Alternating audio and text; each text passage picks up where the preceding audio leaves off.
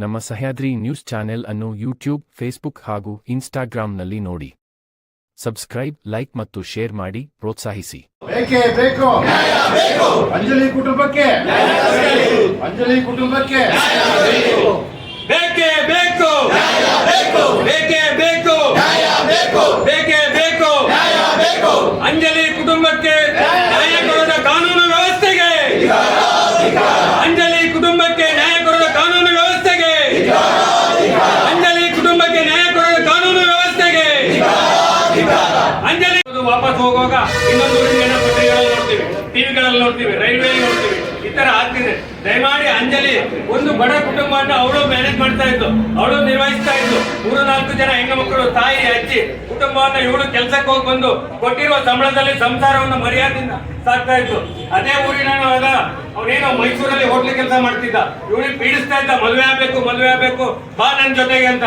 ಅದಕ್ಕೆ ನನ್ನ ಸಂಸಾರದ ಕುಟುಂಬದ ಹೊಣೆ ನನ್ನ ಮೇಲಿದೆ, ನಾನು ಇವಕ್ಕೆಲ್ಲ ಒಪ್ಪಲ್ಲ ಬರಲ್ಲ ಅಂದಾಗ ಯಾವ್ದೋ ಒಂದು ಗಾಂಜದ ಮತ್ತಿನಲ್ಲಿ ಒಂದು ಬೆಳಗಿನ ಜಾವ ಬಂದು ಚಾಕು ಹಾಕ್ತಾನಂದ್ರೆ ರಾಜಾರೋಷವಾಗಿ ನಮ್ದು ಏನ್ ನಡೀತಾ ಇದೆ, ನಮ್ಮ ರಾಜ್ಯದಲ್ಲಿ ಏನ್ ನಡೀತಿದೆ, ಹೆಣ್ಮಕ್ಳಿಗೆ ಎಲ್ಲಿ ರಕ್ಷಣೆ ಇದೆ? ಈ ತರ ನಮ್ಮ ಬಡ ಜನಾಂಗದ ಬಡ ಕುಟುಂಬದ ಈಗ ಯಾರು ಕುಟುಂಬಕ್ಕೆ ಆಧಾರ ಸ್ತಂಭನೇ ಇಲ್ಲ ಅಂತಾಗಿದೆ. ಈಗ ಆ ಮಕ್ಕಳಿಗೆ ಯಾರು ಇವತ್ತು ಹೊಣೆ, ಯಾರು? ಸರ್ಕಾರ ಬರುತ್ತಾ ಇವತ್ತು? ಯಾರು ಬರ್ತಾರೆ? ಆದ್ರೆ ಇದೆಲ್ಲಕ್ಕೂ ಕಾನೂನಲ್ಲಿ ವ್ಯವಸ್ಥೆ ಇದೆ. ಫಸ್ಟ್ ಹೋಗಿ ಸ್ಟೇಷನ್ ಕಂಪ್ಲೇಂಟ್ ಮಾಡಿದ್ದಾರೆ, ಆ ಸಂಸಾರದವರು ಕಂಪ್ಲೇಂಟ್ ಮಾಡಿದ್ದಾರೆ.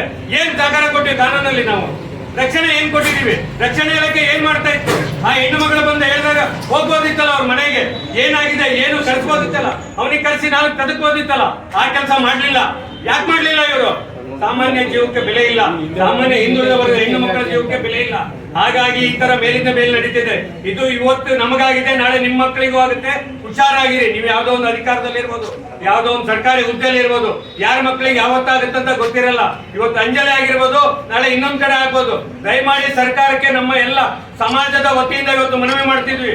ಮಗುವಿನ ಸಮಾಜ ಇರ್ಬೋದು, ಗಂಗಾಮತ ಸಮಾಜ ಇರ್ಬೋದು, ಕೋಲಿ ಸಮಾಜ ಇರ್ಬೋದು, ಅಂಬಿಗರ ಸಮಾಜ ಇರ್ಬೋದು, ಈ ತರ 38 ಪಂಗಡಗಳಿಂದ ರಾಜ್ಯಾದ್ಯಂತ ಇವತ್ತು ಹೋರಾಟವನ್ನು ಮಾಡ್ತಿದ್ವಿ. ಹುಬ್ಬಳ್ಳಿಯಲ್ಲಿ ನಮ್ಮ ಸ್ವಾಮೀಜಿಗಳು ಕೂಡ ಇವತ್ತು ಹೋರಾಟ ಮಾಡ್ತಿದ್ದಾರೆ. ನೋಡಿ, ಅಂಜಲಿ ಸಮಾಜಕ್ಕೆ ನ್ಯಾಯ ಸಿಗೋವರೆಗೂ ಹೋರಾಟ ಮಾಡ್ತೀವಿ. ಇವತ್ತು ಶಾಂತಿಯುತವಾಗಿ ಜಿಲ್ಲಾಧಿಕಾರಿಗಳಿಗೆ ನಮ್ಮ ಸಮಾಜದ ಎಲ್ಲ ಪ್ರಮುಖರು ಸೇರಿ ಮೆಮೊರಿಯನ್ನು ಕೊಡ್ತಾ ಇದ್ದೀವಿ.